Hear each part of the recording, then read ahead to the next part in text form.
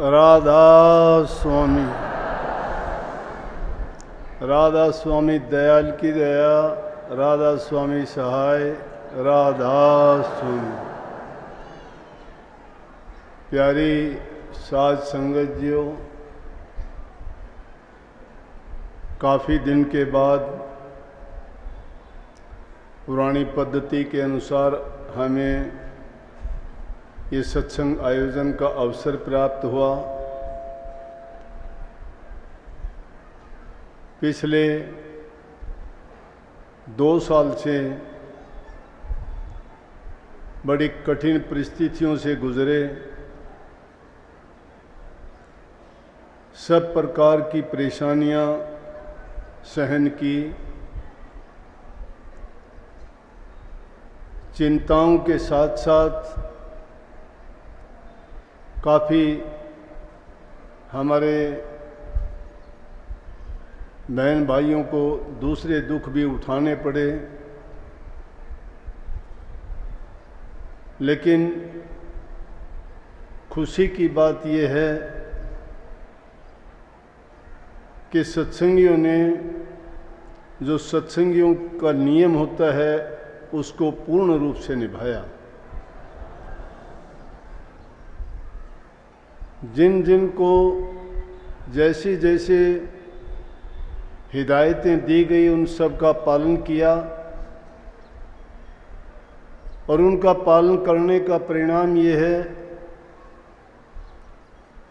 कि आज हम सब स्वस्थ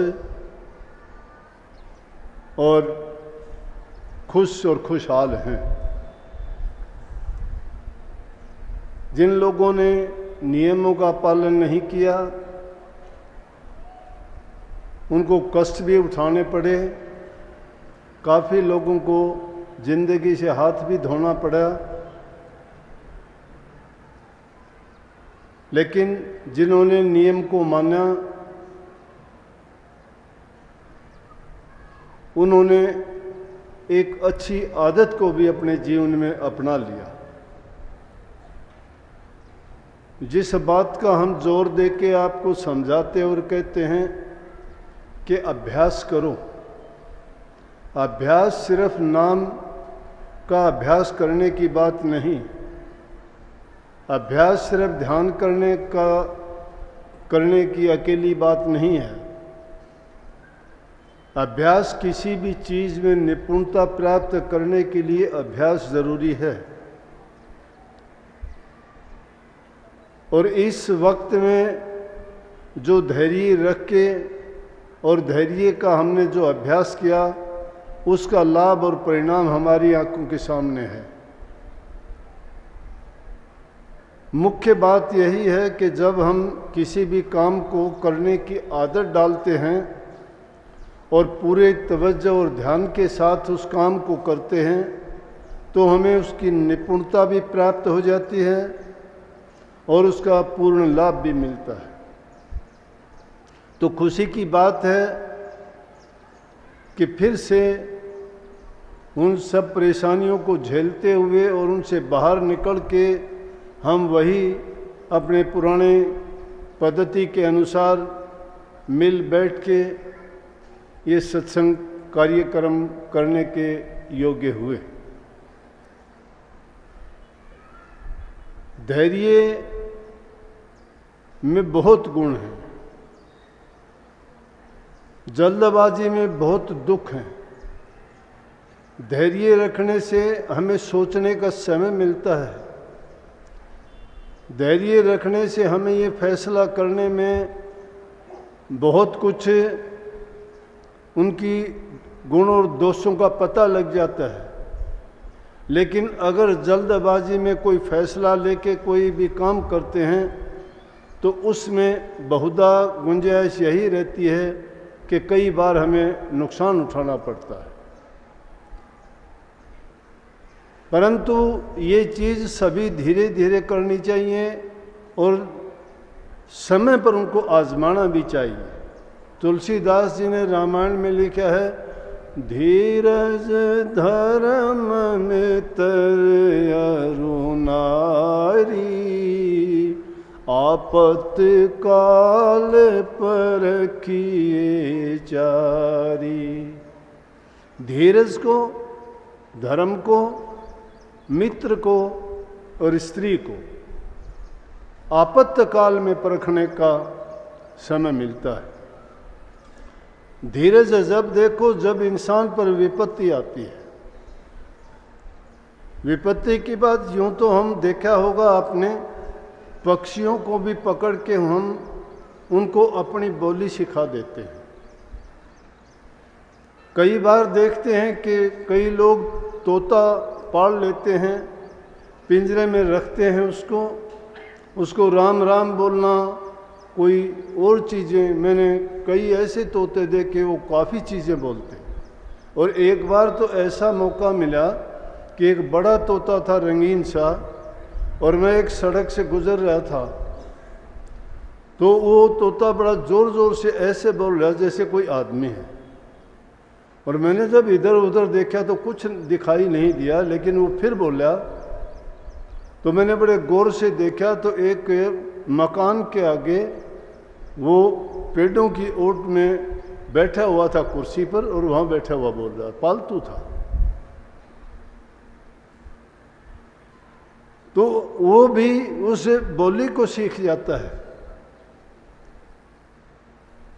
धीरे धीरे करके उसको जो भी पढ़ाते सिखाते हैं वो सीख जाता है उसको। लेकिन सिखाई हुई बात जब तक है, लेकिन विपत्ति जब आती है उस पर, फिर उसको अगर राम राम बताया गया है या कोई और ओम नाम बताया गया है या ओम शांति शांति उसको सिखाया गया है, तो जब बिल्ली उसको दिखाई देती है तो राम राम ओम शांति ओम नाम सब भूल जाता है। फिर उसके मुंह से राधा स्वामी नहीं निकलता, फिर वो नहीं कहता सतगुरु मुझे बताओ बचाओ, फिर तो उसकी आवाज़ टाएं टाएं शुरू हो जाती है। तो विपत्ति के समय में भी अगर उसके मुंह से वही बात निकलती तो वो सच्ची परख ये थी कि उसने उसको अपनाया, उसको माना, उस पे चला है। इसी प्रकार से धीरज की बात है। धीरज अगर रखते हैं हम, धीरज रख के अगर देखोगे हमेशा उसका परिणाम सुख मिलेगा आपको। उसके अंदर संयम होता है। और जब एक वक्त होता है, कोई वक्त ऐसा गुजरता है कि उसमें आप कितना भी कोशिश करो कोई ना कोई बुरा हो जाता है, लेकिन उस वक्त को अगर गुजार दोगे, बच जाओगे, जबान पे संयम कर लोगे, गलत किसी को शब्द नहीं बोलोगे, झगड़ा नहीं बढ़ेगा, बहुत सी आफत से बच जाओगे। ये धीरज है। धीरज रख के कोई भी काम करो। धीरे धीरे रे मना धीरे सब कुछ होए, माली सींचे सो घड़ा ऋतु आए फल हो। किसान 6 महीने पहले फसल को बीज डाल के उसके इंतज़ार करता है, 6 महीने तक परवरिश करता है। पता नहीं होता आखिर में उसको उसका परिणाम क्या मिलेगा। उसमें कई प्रकार की बीच में बाधाएं आ जाती हैं, लेकिन फिर भी वो उसके ऊपर उसका जोर कुछ नहीं चलता, लेकिन संयम धीरज रखता है तो 6 महीने के बाद उसको परिणाम मिलता है। माली भी किसी पेड़ को सींचता है कि उसको ये नहीं कि 1, 2, 10 दिन में उसको फल मिल जाते हैं। हो सकता है पेड़ उसने लगाए और उन पेड़ों के फल वो ना खा सकें, लेकिन वो कोई ना कोई तो उनके फल खाता है। परंतु वो एक दिन में हथेली में सरसों नहीं, बल्कि धीरज धरने से। ये नहीं कि उन पेड़ों पे जब साल में 2 साल में फल नहीं आए तो उनको उखाड़ के फेंक दे। अगर ऐसा करते हैं तो क्या होगा कि उसने संयम धीरज नहीं रखा तो उसको कुछ भी नहीं मिलना। अगर धीरज रखे, इंतज़ार करे तो टाइम आने पर, इसीलिए कही कि धीरे धीरे रे मना धीरे सब कुछ होए। माली घड़ों से पानी सींचते थे। आज तो वो ज़माना नहीं है, ये उस ज़माने की बात है जब पानी की कीमत और कदर होती थी।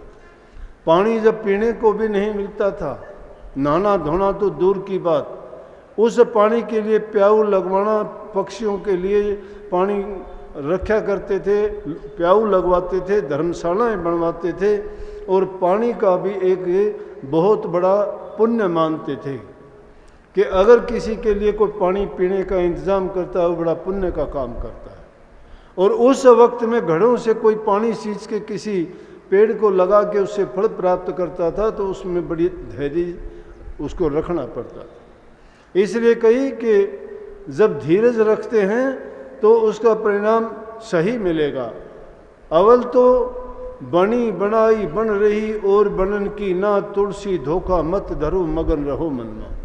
जो होनी है होनी तो होके रहे, अनहोनी ना हो तुलसी मन मैदान में तान बिछोना सो। होनी जो होने वाली बात होती है वो होके रहेगी, वो कुदरत की रची हुई बात है। जैसे हालात हमारे साथ बीतते हैं वो कर्म का परिणाम और कर्म का कर्ज है, वो भी हमें देना पड़ेगा, उतारना पड़ेगा। लेकिन सवाल उठता है फिर हम भक्ति क्यों करें जब वो कर्म का कर्ज रहेगा? नहीं, रोग कोई लगता है, बीमारी कोई होती है, उसकी दवा होती है, दवा उसका इलाज है। अगर हमारे खोटे मंदे कर्म हैं किसी जन्म के किए हुए, वो कर्म हमारे साथ जाएंगे। इस जीव का पीछा कभी नहीं छूटता, कर्म उसके साथ रहता है, साथ जाता है। और जब तक वो कर्म भोग नहीं लिया जाता, जीव को बार बार घसीट करके इसे 84 की योनि में लेके आता है ये काल, और उसको वो कर्म भोगना ही पड़ता है। लेकिन संत सतगुरु जब आते हैं तो वो वैद्य हकीम डॉक्टर क्यों कहा गया उनको? सतगुरु वैद्य अगम के हैं, इस जीव के कर्म काटने के लिए हैं, इस जीव के पाप कर्मों को धोने के लिए, उनका इलाज करने के लिए वो वैद्य बन के आए हैं। ना राम नाम की जड़ी या बूटी और दवा उसको पिलाते हैं, और जो उस दवा का सेवन करता है दोषी कोई नहीं है। दवाई अगर ले भी ली और कहते हो कि दवाई लाके हमने उसका सेवन किया ही नहीं, और डोंडी पीटते हैं कि मैंने दवाई ले ली, दवाई ले आया, मैं दवाई ले ली, उस वैद्य की है, उस डॉक्टर की है, इलाज सरतिया है, कोई फायदा नहीं है। दवाई ले आए, क्या दवाई ली आपने? क्या दवाई के परहेज आपने पुगाए? क्या डॉक्टर की कहन पूरी की? यहाँ तो वचन मानने का मामला है, वचन को मानते नहीं हैं। आफत जब पड़ती है तो वादे याद दिलाते हैं, लेकिन ये नहीं देखते क्या हमने जो बताई गई बात थी उनके अनुसार कार्य किया है? नहीं। तो इसलिए धैर्य नहीं रखते। जब थोड़ा सुख आता है भूल जाते हैं, गाफिल हो जाते हैं, मगन मस्त हो जाते हैं, खुशियों में इतने अंधे हो जाते हैं, दूसरी चीज़ दिखाई नहीं देती। भूल पड़ी है, ये भूल इंसान की ऐसी पड़ी है, भूल जाता है, लेकिन याद आती है कब? जब ठोकर लगती है। परंतु ठोकर जिसको लग जाती है, गिर जाता है, उसको कोई ना कोई उठाता है, और जो कर्मों से गिर जाता है उसको दूसरा उठाने वाला कोई नहीं मिलता, उसको अपना कर्म सुधारना ही पड़ता है। जो अपने कर्म को नहीं सुधारना चाहता, ठोकर खा के गिरता है तो वो ठुकराया ही जाएगा। ठोकर पे ठोकर उसको और मिलती रहेंगी, क्योंकि ठोकर लगने के बाद तो इंसान को सुधार आना चाहिए। और ये जीव 84 लाख योनियों में ठोकर खाते खाते, घूमते घुमाते, और उस कर्म को ढोते ढोते यहाँ तक कि इसको अच्छा अवसर प्राप्त हो गया जो हमें मिला है। कितना अच्छा है! कीमत देखो इस शरीर की, इन इंद्रियों की, ज्ञान की, समझ की, बुद्धि की, विवेक की। क्या कमी है? चलने के लिए बड़े अच्छे पैर दिए हैं, काम करने के लिए हाथ दिए हैं, सोचने के लिए बुद्धि दी है, देखने के लिए आंखें दी हैं, सुनने के लिए कान दिए हैं, फैसला करने के लिए विवेक दिया है। कितना सुंदर शरीर, कितना अच्छा अवसर मिला, और फिर उस अवसर को प्राप्त करके हमने इसको किस चीज़ के कोडियों के बदले लगा दिया, दुनिया के ऐसो आराम में लगा दिया। जिन कामों के लिए चीज़ों की बख्शीश मिली थी, काम लिया ही नहीं। इस जबान से दुनिया भर की निंदा और बुराइयां करते करते कभी नहीं थके। प्रभु का नाम लेने में हमें कभी इतना टाइम भी नहीं मिला कि उनका चिंतन भी कर सकें। कहाँ किसके धीरज धरोगे? धीरज धरने की बात तो ये है कि इंसान ये भी धीरज रखे। कोई अगर कहे कि परमात्मा के दर्शन कि दुर्लभ है, पूछ सकते हो क्या हमें होंगे? मैं कहता हूं अवश्य होंगे, लेकिन धीरज इतना पक्का यकीन के साथ, श्रद्धा के साथ वचन की पालना करो। पालना करते ही नहीं। पालना अगर करोगे, वचन को दृढ़ करके अपने मन में बैठा लोगे, तो कोई ताकत नहीं तुम्हें रोक देगी कि तुम्हारे उद्देश्य में सफल ना हो।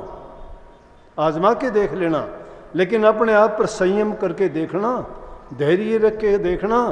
इंद्रियों की लगाम ढीली छोड़ रखी है, जो चाहते हो वो करते हो, जो मन चाहता है वो खाते हो, जो जी में आता है वो सोचते बोलते करते हो, लेकिन कभी ये नहीं सोचते कि मैं कितने दिन का मुसाफिर हूँ। अगर ये जीव सोच ले मैं चंद दिन का मुसाफिर, कुछ अच्छा करने के लिए इस दुनिया में आया था, अपना कर्ज उतारने के लिए, लेकिन और ज़्यादा बोझ की गठड़ी भारी करके अपने सिर पे धर के जा रहा हूँ, ये भी अवसर नहीं है। ये शिकायत भी आखिरी वक्त में इसको पता लगता है कि मैंने जो किया वो बहुत गलत किया। कुछ कह के जाते हैं, कुछ चुपचाप चले जाते हैं, कुछ कह नहीं पाते हैं और कुछ रह नहीं पाते, कुछ कह नहीं पाते हैं। लेकिन संयम बहुत बड़ी चीज है। तो ये धीरज है धर्म इंसान का। दूसरा मैं उसी बात को कहता हूं, धीरज और धर्म की। धर्म का निर्वाह करो, जिस हालात में, जिस रिश्ते में, जिस पद पे, जिस जगह पे हो, उस पद पर पूर्ण रूप से काम करो। बेटा बेटे की तरह से, पति पति की तरह से, पत्नी पत्नी की तरह से, भाई भाई की तरह से, धी धी की तरह से, जमाई जमाई की तरह से अपनी जगह पे रहते हैं। पिता का काम परिवार का लालन पालन करना है, स्त्री का काम पूरे परिवार को अच्छी शिक्षा, सद्गुण, संतान को अच्छे ख्याल और विचार दे के उनको योग्य बनाना है, और दूसरे जो भी नाते हैं उनका निभाना और उनको प्यार प्रेम से उस जिंदगी बिताना। और उसके साथ साथ जो सबसे मुख्य करके चीज़, जिसके गीत गाए जाते हैं, जैसे आप इकट्ठे हुए हो इतने लोग, किस लिए? गुरु के दर्शन करने के लिए, गुरु के वचन सुनने के लिए। गुरु के वचन में वचन कौन सा होगा? जिसमें प्रभु का नाम होगा, जिसमें सुखी जीवन बिताने की बातें होंगी, जिसमें बुराइयों को त्यागने के संदेश होंगे, और अपने जीवन को किस तरह से हम जिए ऐसे उपदेश होंगे। जो इन चीज़ों को नहीं निभाता है, निर्वाह नहीं करता है, उनको नहीं मानता है, वो कोई धर्म नहीं है उसका। ये धर्म ना मान लेना कि मैं राधा स्वामी हूँ, मैं बुद्ध हूँ, मैं जैन हूँ, मैं ईसाई हूँ, मैं सिख हूँ, ये धर्म नहीं है, ये मजहब है। ये मजहब बन गए हैं। धर्म तो इंसान का वो है कि वो अपने जिस काम के लिए पैदा वो उन कामों को करे। धर्म अपनी पूरी जो जिम्मेवारी है, जिस पद के पर वो आसीन है, उस पद पर रहते उन जिम्मेवारियों को पूरा निभाओ, उस जैसा धर्म नहीं है। एक बेटा है, माँ बाप ने उसको पैदा करके इस योग्य बना दिया, पढ़ाया है, लिखाया है, सब चीज़ों के योग्य बनाया है, तो उसका फर्ज बनता है अपने माँ बाप की आज्ञा का पालन करे, उनकी सेवा करे, उनके बुढ़ापे में मदद करे, अपने परिवार का नाम रोशन करे, बुराइयों को त्यागे, अच्छे गुणों को अपना के अपने माँ बाप के सपने को पूरा जो करता है वो अपने धर्म का निर्वाह करता है। और जो उनकी बातों के विरुद्ध चलता है, माँ बाप की आज्ञा को मानता नहीं है, उसको ज़िंदगी में कुछ मिला नहीं करता है। चंद दिन घूम लेगा फिर लेगा, लेकिन आखिर में मिलेंगी उसको काल की ठोकरें ही, जीवन बर्बाद होगा उसका। वो धर्म नहीं है। क्यों कह दिया? स्त्री पति धर्म का पालन करती है, दूसरे इंसान को वो इंसान ही नहीं मानती अपने पति के सिवाय। इंसान को भी चाहिए कि पत्नी के सिवाय दूसरी स्त्री के साथ नाता उसका बहन का, माता का और बेटी का ही होना चाहिए। ये धर्म का पालन है। पतिव्रत धर्म अलग है, भाई धर्म अलग है, माता धर्म अलग है, पिता धर्म अलग है। ये सब धर्म हैं। ये धर्मों के नाम नहीं, ये तो मजहबों के नाम रख दिए गए। जो पैदा हो, जिसने भी जो प्रचार किया, जिस नाम से प्रचार किया, उसी के नाम से वो जाने लगे और उनको धर्म कहा जाने लगा। धर्म तो एक ही सत सनातन धर्म है, जिसमें सारे धर्म उसी में शामिल हैं, जो सत्य का, दया का, प्रेम का, भक्ति का, परोपकार का, भलाई का पाठ पढ़ाता है, वो धर्म है। किसी भी धर्म में इन चीज़ों को गौण नहीं है, ये इनको भुलाया नहीं जा सकता। ये सारी चीज़ें सब धर्मों में समान हैं, लेकिन उन धर्मों के लोगों की आपस में लड़ाई है। हिंदू मुसलमान की लड़ाई है, सिख मुसलमान की लड़ाई है, जैन बुद्ध की लड़ाई है, और कितने कितने जितने अलग अलग बन गए एक दूसरे से। वो कहते हैं मेरा बड़ा धर्म है, वो कहता है मेरा धर्म बड़ा है। अरे धर्म तो एक ही है और उस धर्म से बड़ा कोई नहीं है, लेकिन धर्मों का पालन नहीं है। इसलिए कही कि धीरज और धर्म, मित्र को भी विपत्ति के समय में देखा जाता है। मित्र किसको कहते हैं? कई बार बच्चे आते हैं, कहते हैं जी मेरे से गलती हो गई, आपने तो पर्ण करवाया था, लेकिन शादी में गया था, वहाँ मेरे दोस्तों ने मुझे शराब पिला दी। एक बात बताओ कि कोई किसी को बुरे रास्ते पे डालता है, वो उसका मित्र है या दुश्मन है? वो मित्र कैसे हो सकता है जो बुराइयों में डालता है उसको? मित्र का काम होता है अपने मित्र को, दोस्त को सही रास्ते पे लाना, उसकी बुराइयों को निकालना, दूर करवाना, उसकी छोटी बात हो तो बड़ी अच्छे गुणों को प्रचार करना, उसको अच्छी शिक्षा देके, और बुराइयों से जो दूर करता है, दुख के समय, कष्ट के समय, कोई भी परेशानी हो उस समय में उसकी मदद करता है, वो मित्र कहा जाता है। लेकिन अगर कोई किसी को बुरे रास्ते पे डालता है, चोरी सिखाता है, झूठ सिखाता है, नशे विषय विकारों में डालता है, जुआ और दूसरी बदमाशी की चीज़, लड़ाई झगड़ों में फंसा देता है, वो मित्र नहीं, वो समझो उसका दुश्मन है, क्योंकि उसने उसको बुराइयां सिखाई है। मित्र कभी किसी का बुरा नहीं करता। और मित्र की परीक्षा अगर करनी हो तो मित्र की परीक्षा उस वक्त में करो जब तुम्हारे ऊपर विपत्ति आती है, कोई दुख और कष्ट आता है। उस कष्ट के समय अपने मित्र को आजमा के देखो और उसको कहो मेरे ऊपर ये विपत्ति है, आप मेरी मदद करो, तो आप पाओगे कि सच्चा मित्र होगा तो वो अपना सब कुछ दे के भी आपकी मदद करेगा। अगर धोखेबाज होगा, कपटी होगा, स्वार्थी होगा, जो तुम्हारा मित्र नहीं है, वो कोई भी बहाना लगा के तुम्हारे से अपना पीछा छुटा जाएगा और कभी मुड़ के तुम्हारे से बात भी करना नहीं चाहेगा। वो दोस्ती नहीं है, वो मित्रता नहीं है। तो मित्र वो होता है जो आदमी के हित की बात सोचता है और उसको बुराइयों से बचाता है। और चौथा नाम लिया तुलसीदास जी ने स्त्री का। घर में ये माता मातृशक्ति जो है, इनके बारे में कहा गया है कि स्त्री को भी आपत्ति काल में, विपत्ति काल में उसमें परखना चाहिए कि वो तुम्हारी कितनी मददगार है।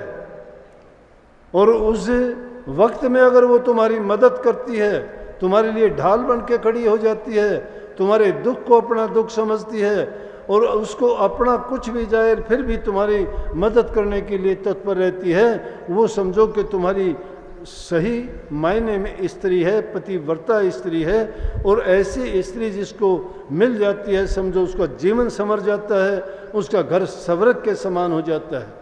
तो इसलिए इन चार चीज़ों को आपत्ति काल में परखने के लिए तुलसीदास जी ने कही है।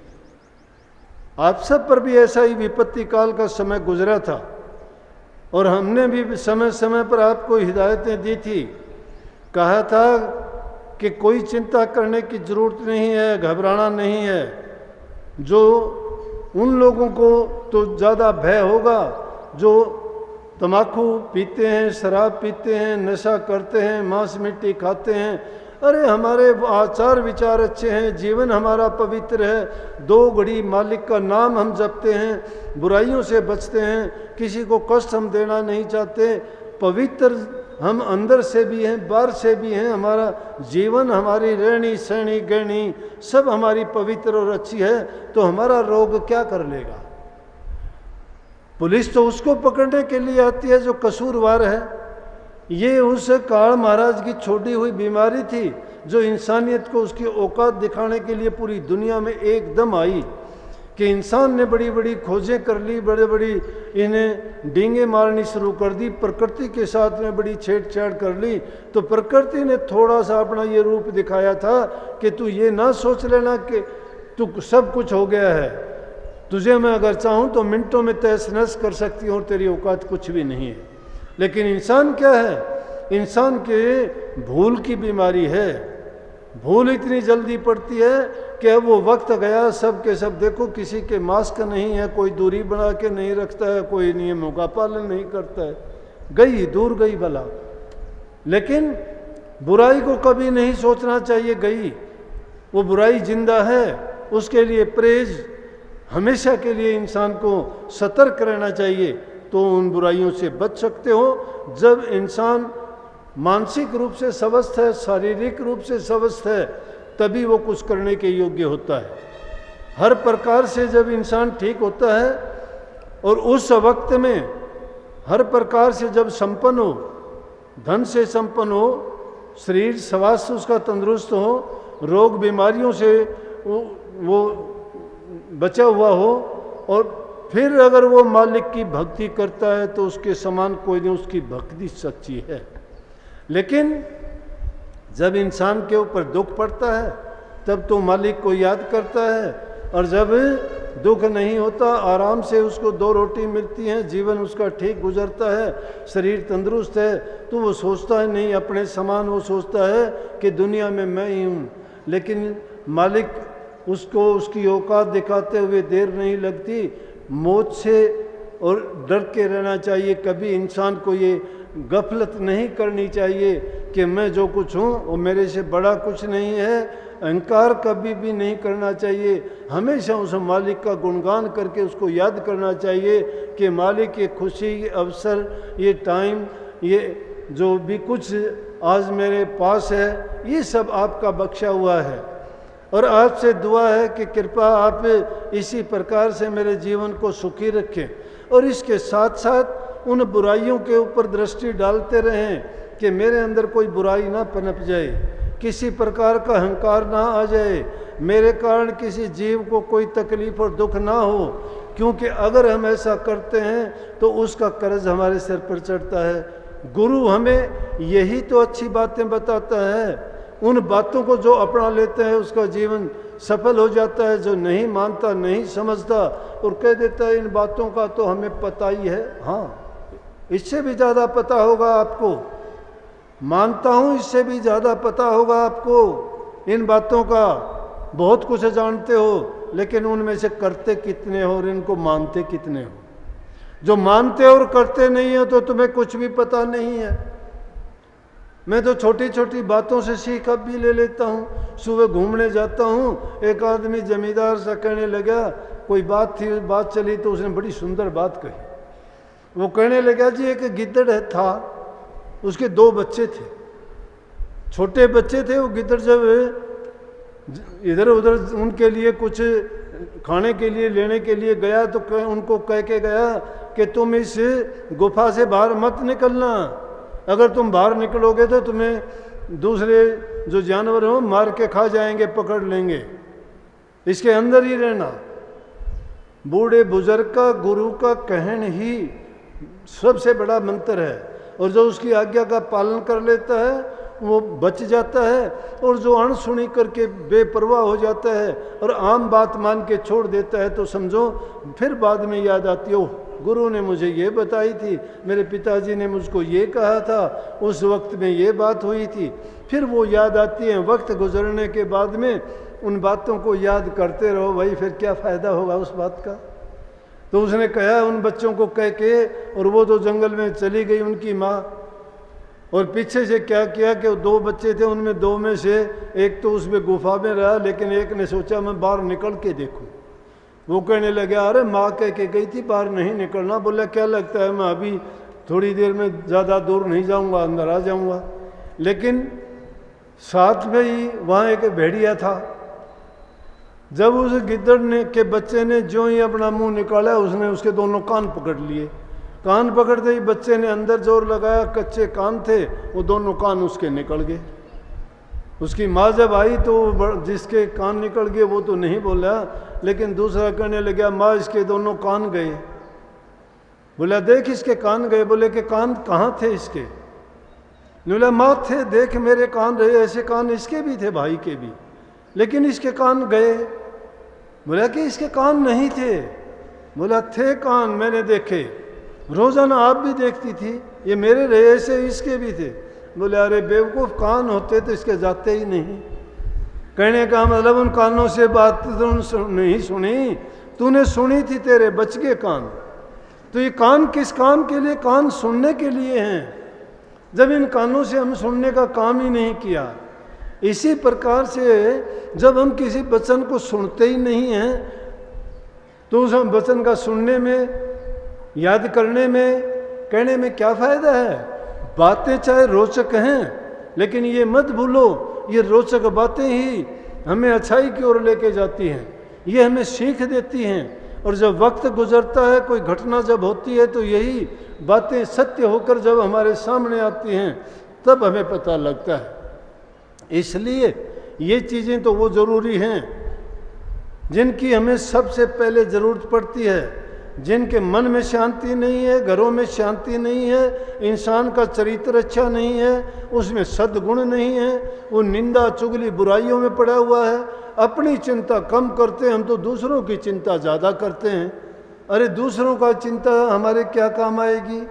किसी की बुराई देखते हो, भार अपने दिल पे डालते हो, किसी के बारे में बुरा बोलते हो, बोलते रहो, वो तो सुनता नहीं, सुनोगे तो झगड़ा होगा, बोलोगे तो उसके सामने नहीं बोलते हो। तुम अपने मन में जहर भरे रखते हो जिसका कोई मतलब नहीं, जिन बातों का हमें कोई लाभ नहीं, बर्बादी खुद की करते हो। अपनी महफिल में किसी दूसरों का जिक्र रखते हो, फायदा क्या है उसका?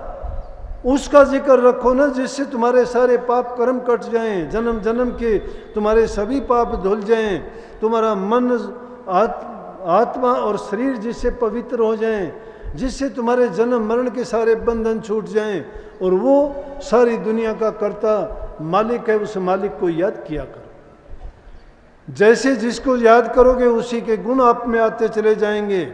ये निश्चय करके जान लो कि मालिक को अगर याद करोगे तो चाहे कितने से बड़ी विपत्ति भी देखते ही देखते चली जाएगी, लेकिन ये काम पूरा दिल की श्रद्धा के साथ होगा। और श्रद्धा उन लोगों के दिल में होती है जो अपने जीवन को पवित्र बनाना चाहते हैं और इसी जीवन में अपने इस जन्म मरण की फांसी को काट के और सदा के लिए मुक्त हो जाना चाहते हैं। बातों के बनाने से कुछ नहीं बनता। जिंदगी तो जैसी भी, दूसरे जीव जंतु पशु पक्षी भी अपना वजन ढोते ढोते बेचारे सर्दी गर्मी बरसात में देख के, और उनकी हालत देखा करो, कितनी ठंड में भी वो बेचारे बिना घर के बिना मकान के रहते हो। हमने अपनी सुख सुविधा के लिए क्या क्या चीज़ें तो बना ली, कैसे बना ली, हमें ज्ञान था, समझ था, बुद्धि थी, लेकिन ये भी तो बुद्धि और ज्ञान हमारा ही है कि जिसको हम जानते हैं कि हमने किसने पैदा किया है, और उससे मित्रता करने में, उसको याद करने में, उसको खुश करके उससे वरदान मांगने में हमारे सभी दुख धुल जाएंगे और हमें सभी बीमारियों से मुक्ति मिल जाएगी। लेकिन दुख ढोते रहते हैं, फिर भी जबान से अच्छी जबान नहीं निकलती, जबान से मीठे शब्द नहीं निकलते। भट्टी में से जैसे अंगार निकलते हैं दुर्जन लोगों की जबान से, मन से, क्योंकि उन्होंने अपने मन के अंदर यही विचार भर रखे हैं। पवित्र और शुद्ध विचार और शुद्ध वाणी और मीठी वाणी उसी इंसान के जबान पे आती है जिसके हृदय में उन्होंने उन चीज़ों का भंडारण किया है, और वो भंडारण नेक इंसान करता है। और नेकी कहाँ से सीखी जाती है? घर से सीखी जाती है। बुराइयों से बचो, नेकी के रास्ते पे चलो, संतान को, बच्चों को, लड़कियों को अच्छी शिक्षा के साथ साथ अच्छे संस्कार दो, उनको समझाओ जीवन का महत्व क्या है। अगर चंद दिन का जीवन है, ये हमेशा तो ऐसा रहना नहीं है। इसलिए अगर अच्छा करके नींद जो मजबूत कर लेता है वो बुढ़ापे तक सुखी रहता है, तंदुरुस्त रहता है, उसका जीवन सुख से बीतता है, वो मौत से नहीं डरता है, बल्कि वो तो मालिक को याद करके कहता है कि जो तेरी रजा, जो तेरी मर्जी, जब मुझे बुला लेना।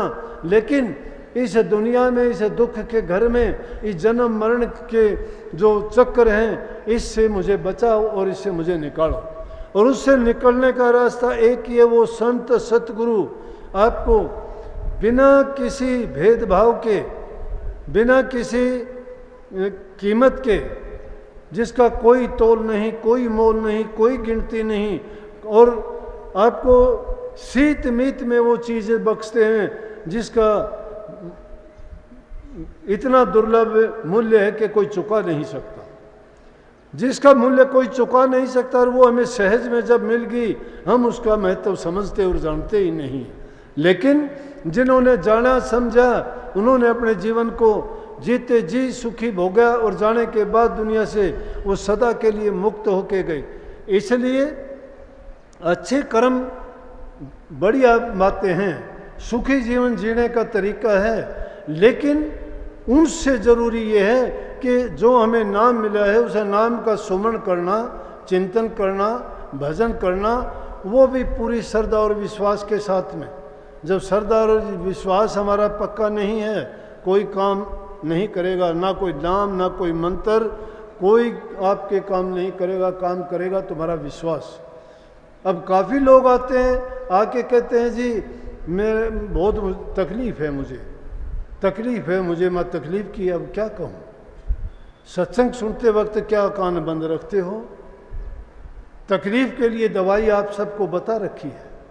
जब भी आपको आफत आती है, तकलीफ़ होती है, पीड़ा होती है, उस वक्त में बैठ के चिंतन किया करो, और दो ही चीज़ों से को याद किया करो कि अगर मेरा ये कर्म का भोग है तो इस कर्म को अभी पूरा कर दो। मालिक से ये ना कहो कि मुझे ठीक कर दो। ये बचने का तरीका मत अपनाओ। अब शायद हो सकता है तुम्हारी पुकार सुन के तुम्हें कुछ समय के लिए तुम्हें छूट मिल जाएगी, आराम भी हो जाएगा, लेकिन अगर सदा के लिए उससे छुटकारा पाना चाहते हो तो मालिक से कहो कि तेरी रजा, लेकिन मेरा कर्म बाकी नहीं रहना चाहिए, इसी जीवन में पूरा हो जाए, ताकि ये बार बार के आना जाने का सिलसिला ख़त्म हो जाए। उसकी मौज में रहना सीखो। मालिक की रजा जो गुजरती है उसमें राई घटे न तिल बढ़े, विद ना लिखे जो लेख। विदना ने जो लेख लिखे, विदना कौन है? आप स्वयं हो, अपने कर्म के बनाने वाले आप खुद हो। दोष मालिक को देना बिल्कुल गलत है। वो ना किसी को दुख देता, ना किसी को सुख देता, ना किसी को बहादुरी का तकमा देता है और ना किसी को सजा देता है। ये जीव अपने किए कर्म का फल पाता है। जो नेक कर्म करता है उसको अच्छे फल मिलते हैं, जो बुराई और पाप कर्म करता है वो पाप कर्म का फल भोगता है। लेकिन जो सच्चाई के साथ उस मालिक के नाम की जानकारी लेके, संत सतगुरु से नाम का भेद लेके अगर उस नाम का अभ्यास करता है, ध्यान करता है, उसका चिंतन और सुमन करता है, तो उसका विवेक जागृत हो जाता है, उसके हृदय के अंदर प्रकाश हो जाता है।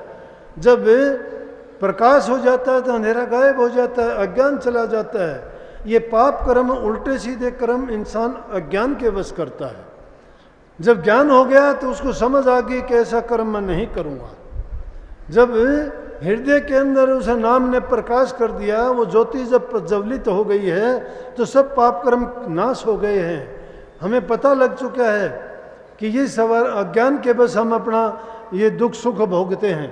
इसलिए सुख की भी चाह ना रखो, मालिक से ये चाह रखो सिर्फ कि मुझे तो सिर्फ इस दुनियादारी के झमेले से बचाओ और फिर ये सदा के लिए इस जन्म मरण के बंधनों के से मुक्त करवा के अपने चरणों में बासा दो।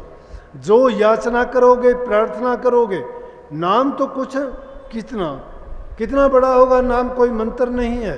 कोई राम राम जपता है, कोई ओम शांति जपता है, कोई राधा स्वामी जपता है, कोई धन धन सतगुरु जपता है, कोई वाहेगुरु। ये अपने अपने, कोई अल्लाह अल्लाह करता है, कोई धन कबीर, कोई धन कबीर, कोई सत्यराम, कोई सत्य नाम, कोई सोहम नाम, कोई ओहंग। कितने नाम है। नाम तो 2 अक्षर के, 3 अक्षर के, 4 अक्षर के, 5 अक्षर के।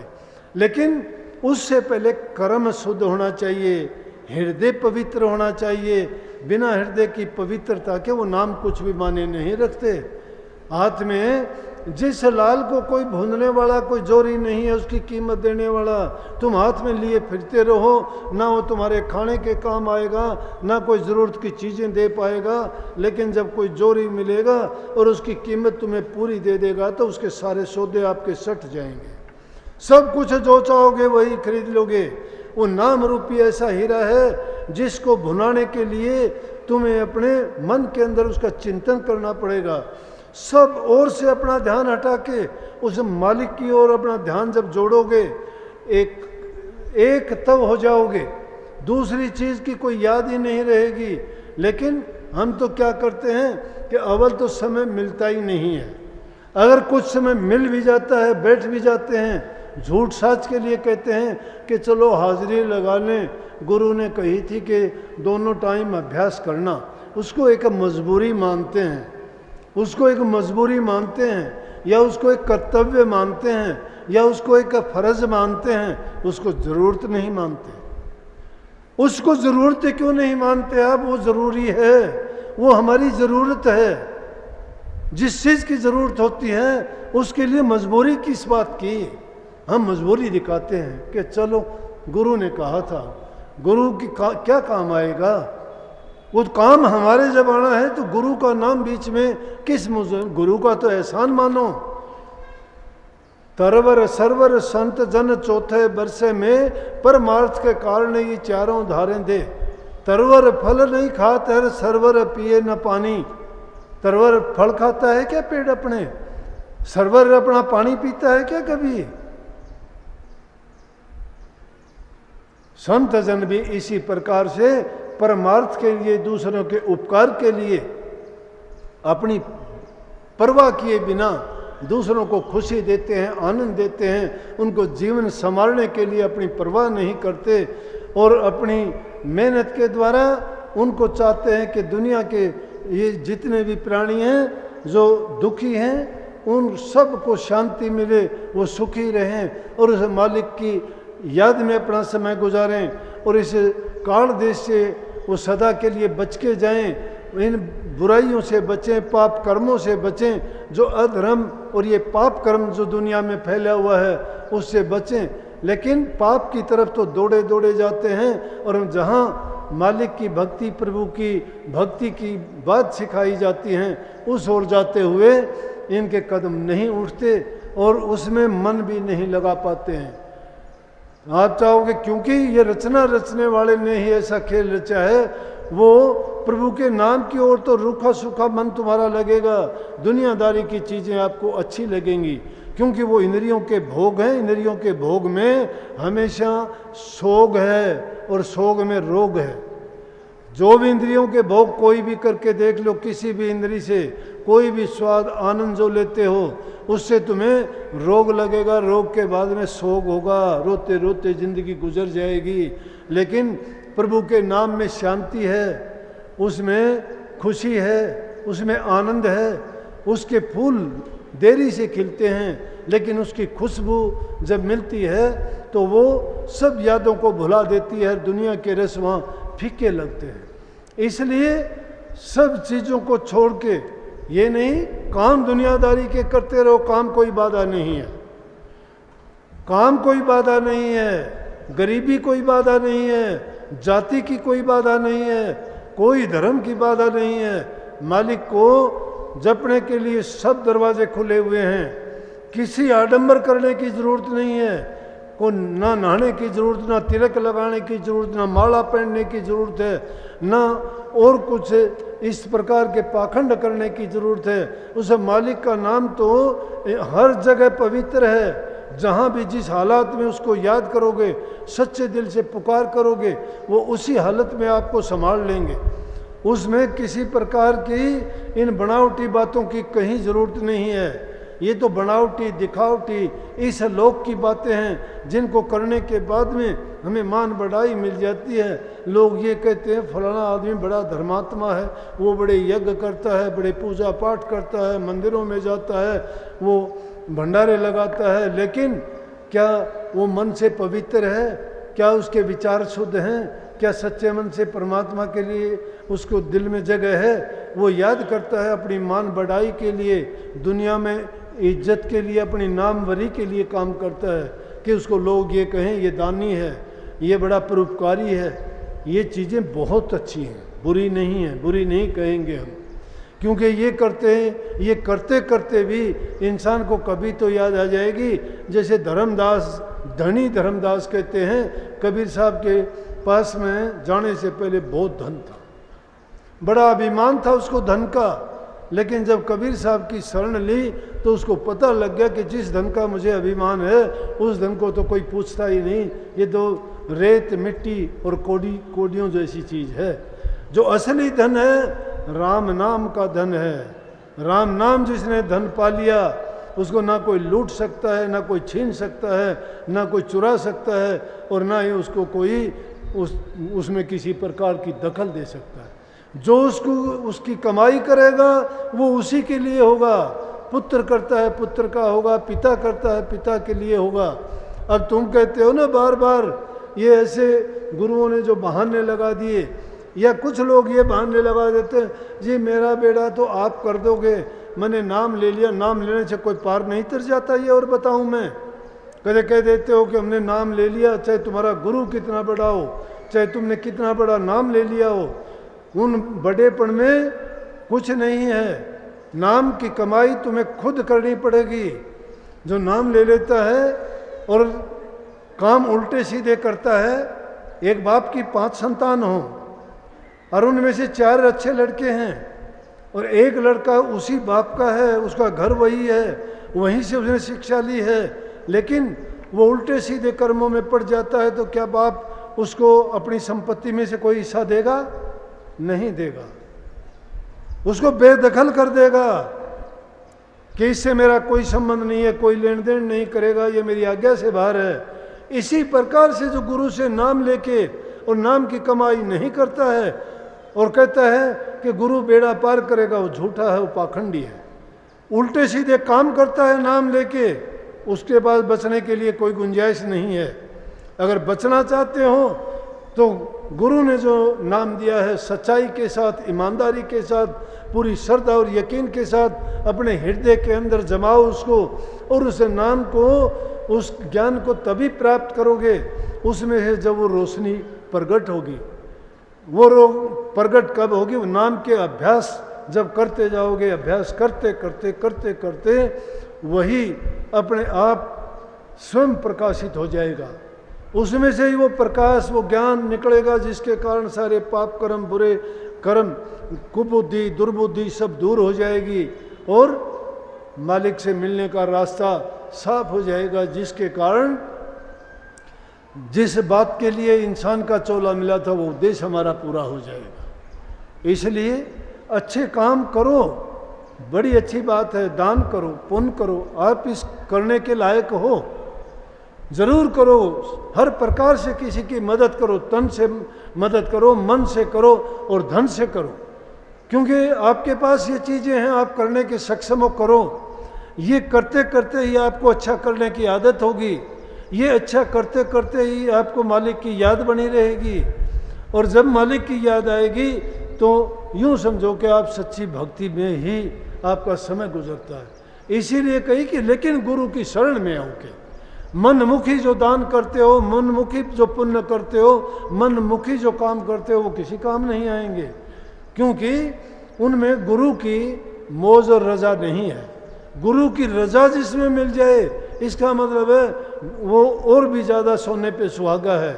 हम तो शायद अपनी बुद्धि से कुछ गलत कर जाएंगे, हम शायद वो पात्र की बजाय कुपात्र को कर देंगे। कुपात्र को करने से जो पाप फड़ेगा उस पाप के भागी हम बनेंगे, लेकिन जिसमें गुरु की मौज और रजा शामिल है तो गुरु उसमें तुम्हें ऐसा कुछ नहीं करने देगा। इसीलिए ने कही गुरु बिन माला फेरते, गुरु बिन देते दान। गुरु बिन माला जो फेरते हैं, मतलब बिना गुरु की आज्ञा के, बिना गुरु की उसमें सलाह के अगर हम मन मर्जी का काम करते हो, मनमुखी काम है। लेकिन नाम अगर लिया है तो गुरुमुख बन के गुरु की आज्ञा के अनुसार, गुरु जो हमें उपदेश आदेश देते हैं उसके अनुसार कर्म करते चले जाएं, हमारे सभी कर्म सुधरते चले जाएंगे, हमारा जीवन भी सुखी होगा। ये लोक, ये पारिवारिक जीवन और ये समाज में हम अच्छा जीवन जिएंगे, सुखी रहेंगे, मन में शांति रहेगी। और जब मन में शांति होगी, घर में प्रेम होगा, आपस में मेलजोल होगा, किसी से लड़ाई झगड़ा नहीं होगा, तो सब कुछ अच्छा करने का मन करेगा। लेकिन अगर कोई पाप कर्म, बुरा कर्म होगा तो उससे विचलित हो जाएंगे, अच्छा करने का ख्याल विचार ही जाता रहेगा, फिर तो उसी का उधेड़ बुन दिमाग में रहेगी, जिसके कारण हम और ज़्यादा उलझनों में पड़ जाएंगे। भक्ति भी गई, शांति भी गई, सुख भी गया, मालिक की भक्ति भी गई। इसलिए पहले सुखी जीवन जीने का तरीका जब अपनाओगे तो उसके बाद भक्ति के रास्ते पर चलोगे, आनंद आएगा और पूर्ण रूप से आपको जो काम बरसों में करना था वो आपका दिनों में हो जाएगा, घंटों में हो जाएगा। इसलिए ये गुरु की ज़रूरत पड़ती है।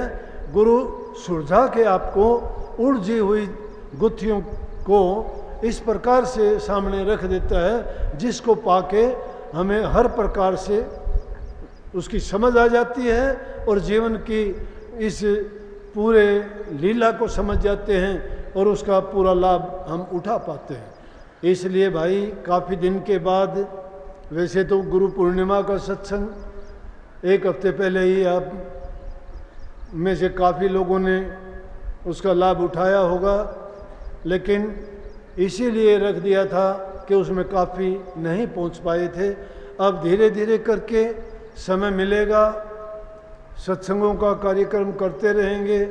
जब पूर्ण रूप से ये रोग चला जाएगा तो आपको पूरी आज़ादी मिल जाएगी, खूब संगत को आने की छूट होगी और ज़्यादा से ज़्यादा सत्संग का लाभ उठा के अपने जीवन को संवारो। घर परिवार में अपने बच्चों को अच्छी शिक्षा दो, उनको अच्छे गुण सिखाओ और अपने जीवन को भी सुखी बनाओ। लेकिन ये चीज़ कभी ना भूलो, गुरु ने जो हमें ज्ञान दिया है, जो करने के लिए कहा है, जो उपदेश करते हैं, उसे नाम की कमाई करते जाओ, पाप कर्म हमारे धुलते चले जाएंगे, ये जीवन भी सुखी होगा और आगे के लिए भी हमारा रास्ता साफ होगा। यही सतगुरु का उपदेश आपके लिए और सब के लिए बहुत बहुत आशीर्वाद। मालिक आपको शांति दे, खुशी दे, खुशहाली दे, हर प्रकार से आपको तंदुरुस्त रखे, भक्ति में आपका मन लगाए और इसी जीवन में आप अपना काम पूर्ण करके जाओ। लेकिन निश्चय करो मन में, पक्का ये प्रण करके जाओ कि हम रोज़ाना समय निकाल के उस मालिक का चिंतन करेंगे, उनको याद करेंगे, सुमन करेंगे, ध्यान लगाएंगे, उसका अभ्यास करेंगे, बुराइयों को त्यागेंगे और अच्छाइयों को अपनाएंगे। बहुत बहुत आशीर्वाद। राधा स्वामी।